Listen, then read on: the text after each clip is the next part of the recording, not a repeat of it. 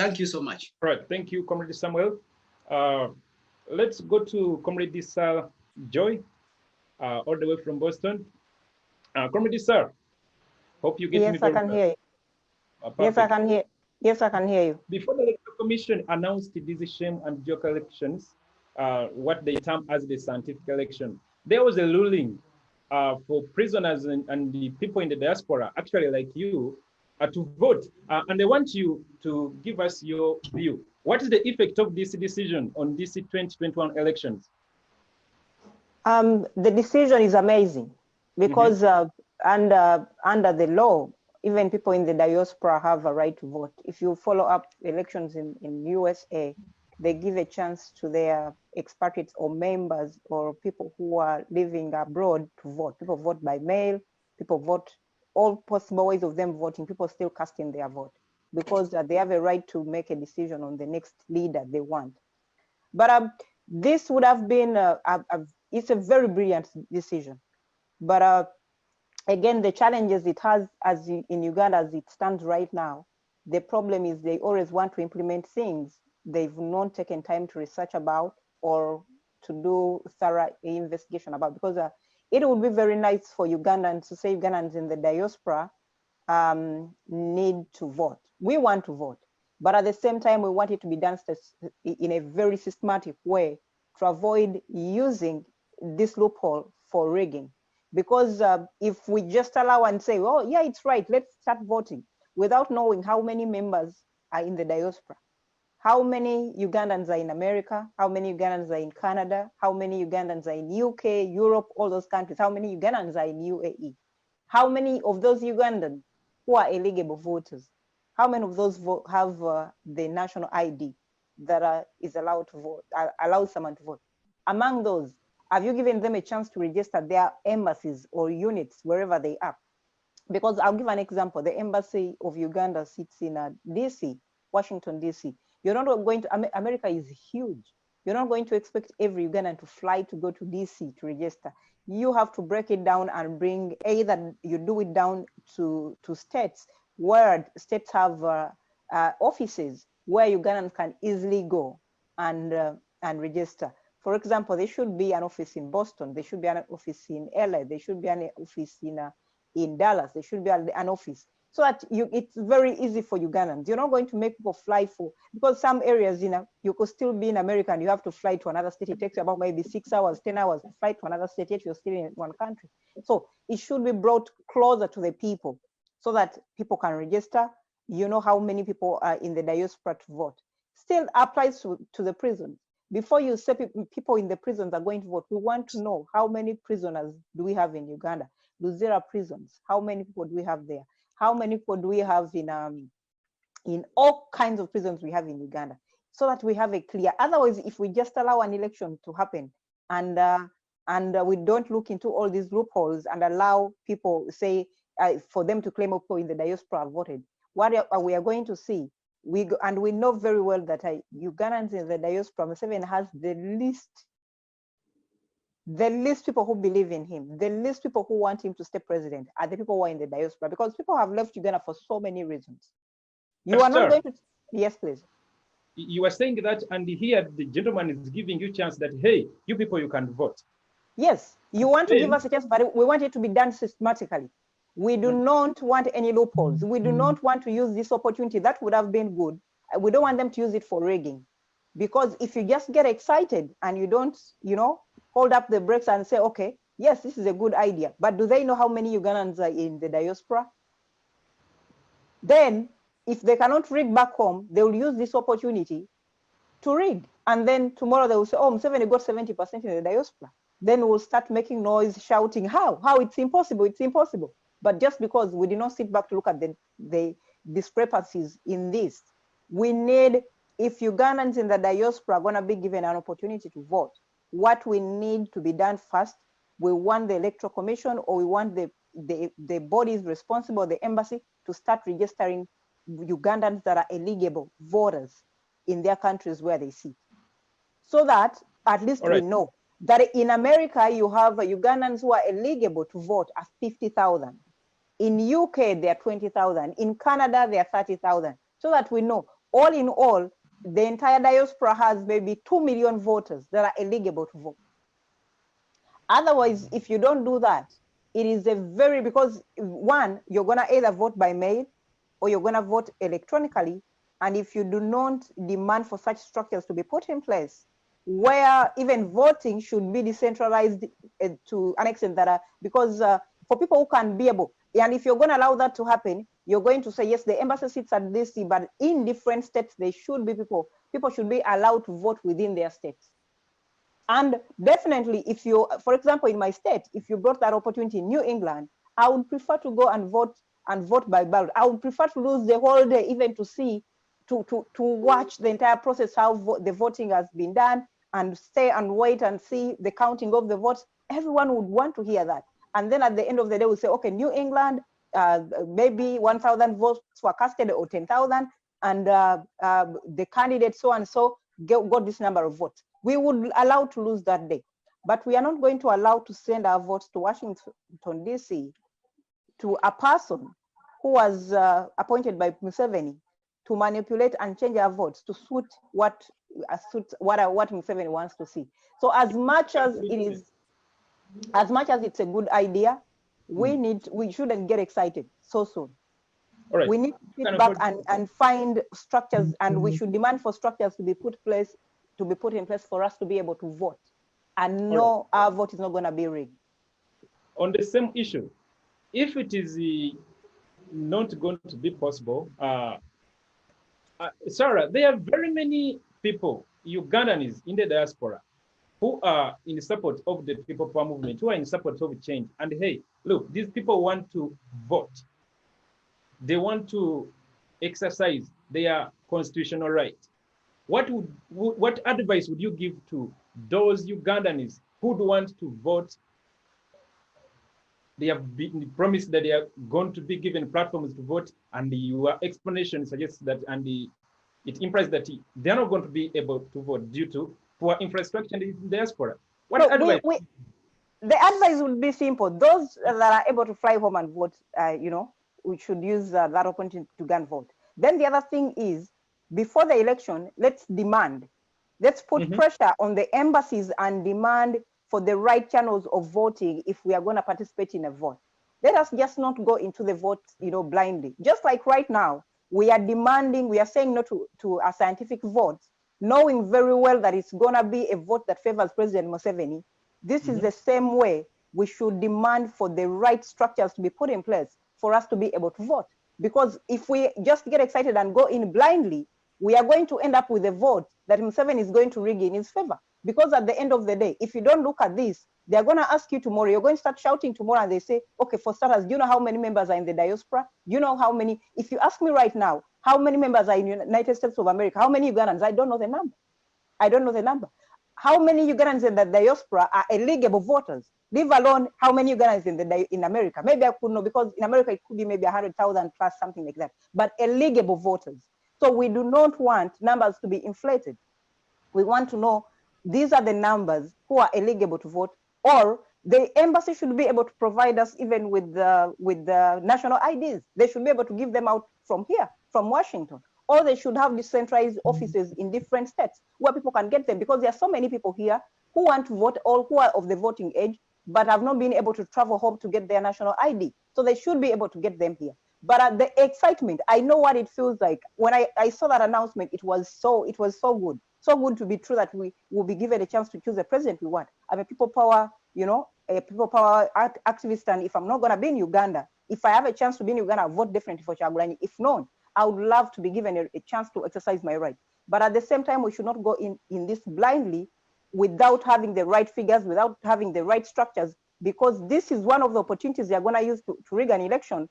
And if we don't demand for this right now, we are going to start complaining later over the things we demand right now. It is like you saying, okay, let's go into a scientific election. It's great, it's amazing. And then you start complaining later. And that's why what people are doing right now, saying no, it doesn't make sense, it doesn't work, it favors only President Museveni, that is the right way to go. So that at the end of the day, we make sure it doesn't happen. So as a member of the diaspora, as much as it would be amazing, as much as it's gonna give me an opportunity to vote, We need proper structures. We need to know how many members are in the diaspora in each country, so that we should be able to evaluate who voted, and again, who are those among those people who are eligible voters, so that we can be able, we don't want to give them an opportunity to rig any vote coming from the diaspora in favor of President Museveni.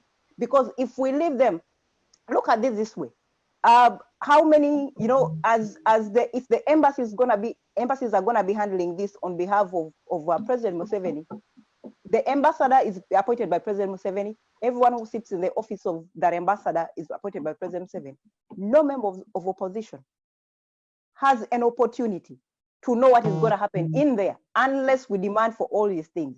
In fact, if the ambassador is going to handle all these votes, there must be someone representing every opposition member appointed to the office of the ambassador, so that they know what is going on. If votes come in, they should be counted. We should know every person who is going to be standing, every opposition member should be represented.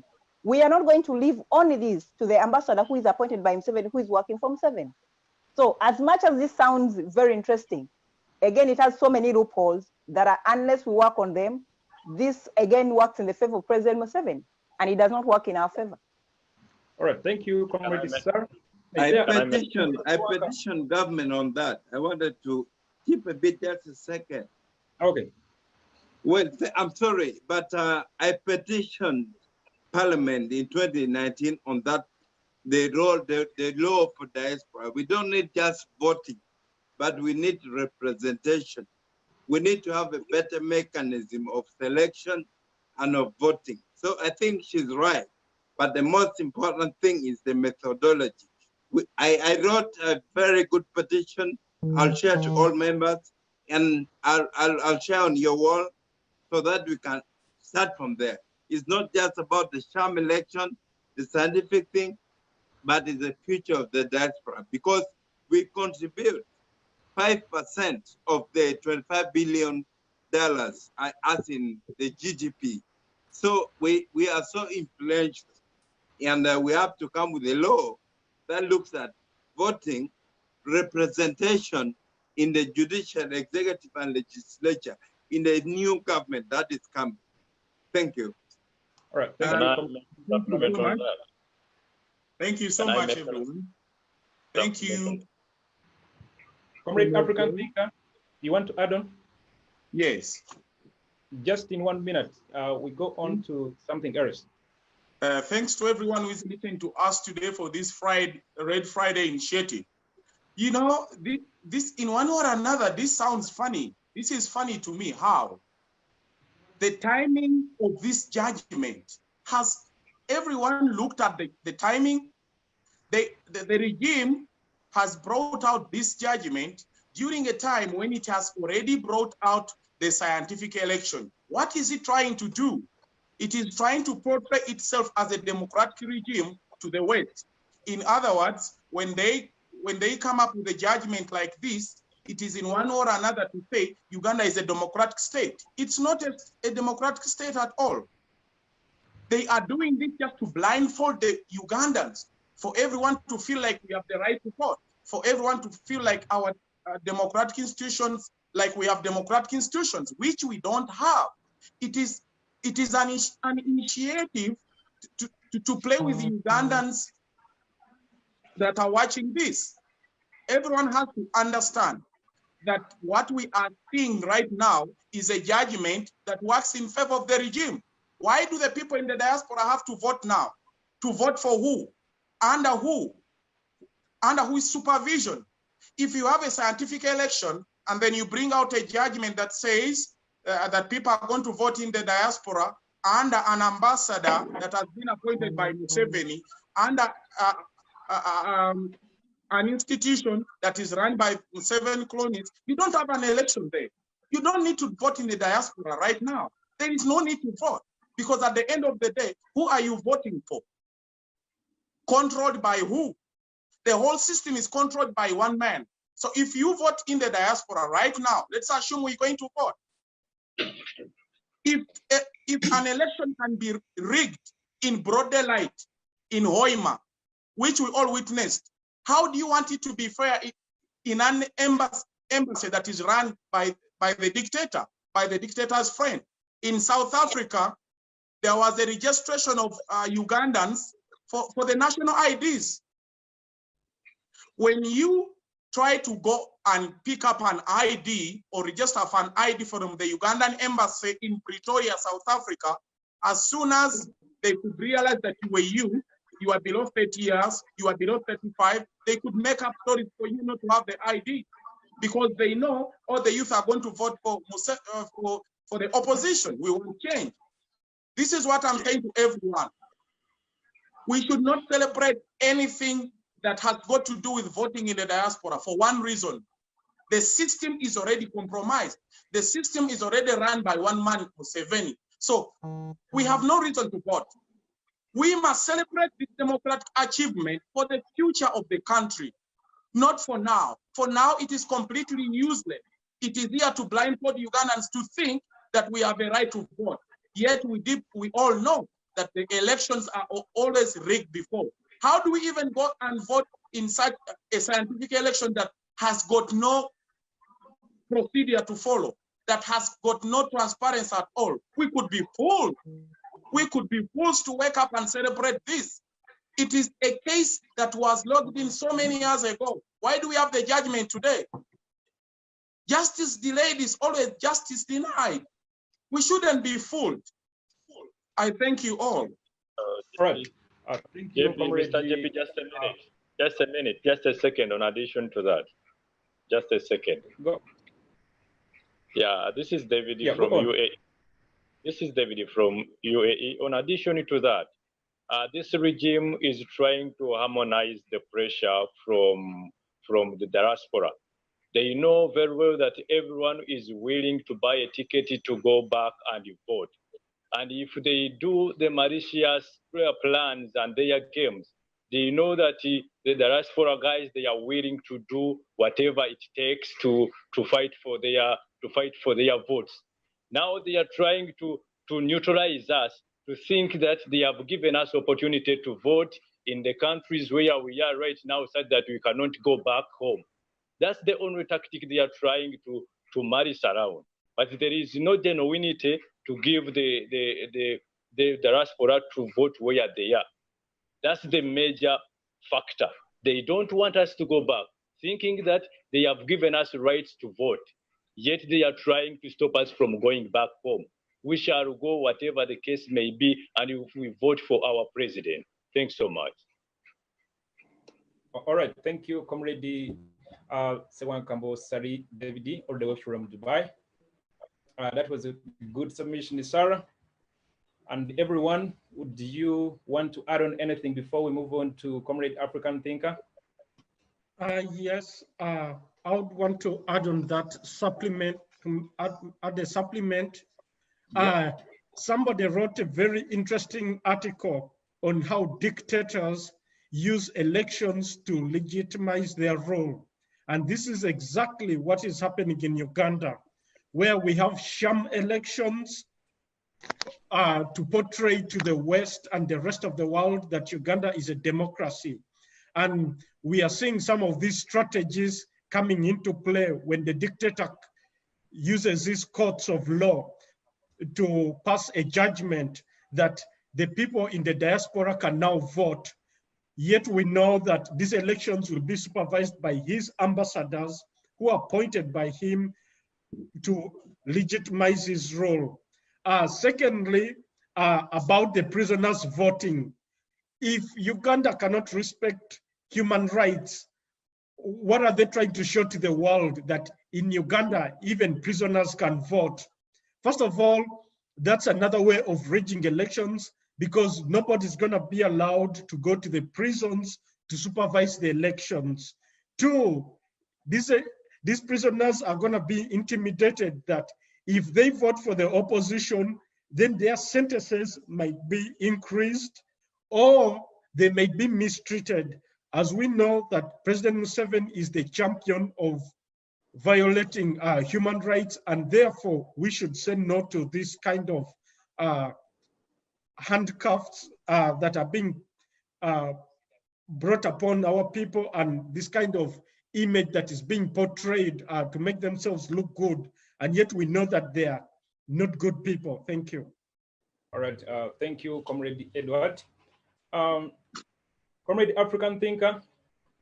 JB, I wanted to say something. Can I wait for African Thinker to finish? On the same issue? Yes. You can, okay, say it and then we move on. Just in 1 minute. Okay, thank you so much, dear comrades, for all your contributions. I highly welcome them and I respect all of them. And I understand the passion that everybody is speaking with, the desire to have change in our country is indeed already called for right now. I wanted to make a contribution on the issue of the elections in the diaspora and the prisoners in relation to scientific elections. As you may be able to understand, there is no way how people, like the Electoral Commission of Uganda, of course, according to the law, they have the mandate to ensure that they can hold elections.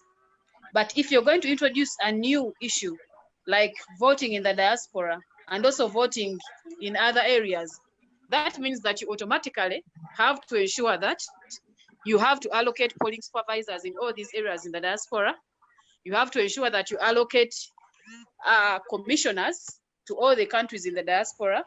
You also have to ensure that you set up and do what we call demarcation of the polling areas of the electoral areas, because what has been done in here in Uganda is to understand that where is a polling station going to be put and where is not going to be a polling station. In this state, where are we going to have a polling station? So in other words, if the Electoral Commission has already been able to organize such structures so that they can put them in place, then this election is going to be a joke. So it is a responsibility of the Electoral Commission, if we are going to hold elections in the diaspora and both in the prisons, then we actually have to set up polling stations in all these prisons in Uganda. And also we also have to set up polling stations in all the countries in the diaspora. We also have to register all the people in the diaspora and then get to understand how many people actually have in the diaspora. And apart from that, the issue of bringing in scientific election has actually come at a time when I've been conducting a research which is called Online Political Participation and Electoral Democracy in Uganda. And I think that at this time, this is when people, all the opposition, I know of course we are not going to be able to support this. Nobody would want to hold an election or a campaign when you haven't been able to reach out to the communities, because most of the people in the villages and rural communities understand candidates when they've been able to see them visually, and they can be able to contact and connect with them. But what I would like people to embrace is that the time has come where we have to shift to what we call e-voting. So if the Electoral Commission is going to actually organize scientific elections, have they been able to think about new inventions that technology has come with? For example, conducting e-voting. For example, if someone is going to vote from the USA, you may be able to vote through maybe a technology, maybe the email, maybe you can be able to vote, to cast your vote in a voting machine, which is actually enabled. Someone sends you a link and then you can be able to vote all the candidates you want to vote in a given position. And that is what we call e-voting. So they also have to think about something which is called e-campaigning. E-campaigning is where somebody can be able to hold campaigns every now and then everywhere they want to be able to campaign them from. And you understand that some of the candidates have not yet been able to understand all these kinds of things. Some candidates have phones, others don't have them. Even opposition itself, many of the other political parties actually have not been able to capture all this information. But you can actually conduct online political chat rooms like this one. You can also be able to conduct e-campaigns.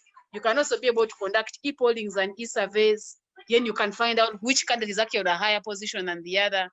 And then you can also be able to conduct e-panels, which are online. You hold people, candidates who are going to compete for the same position, and then you'll be able to hold them. You can also be able to conduct an e-petition, an online petition, and then send it out here and there. And then you can also be able to conduct online decision making. But the biggest question that is actually perturbing our minds is that majority of the Ugandans cannot be able to access all these innovations that technology comes with. That is where we still go back to the same norm and say, we will not accept scientific elections because the people in the rural communities like Kasese, Karamoja, Mukono, and all these other districts have not been able to embrace all these kinds of technology.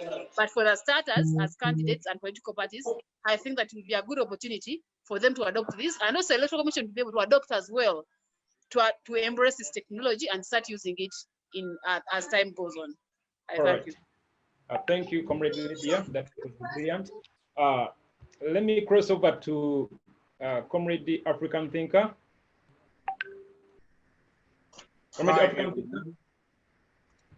Thank you for watching this. From South There is Africa. one thing that we all have to understand. Comrade. Yes.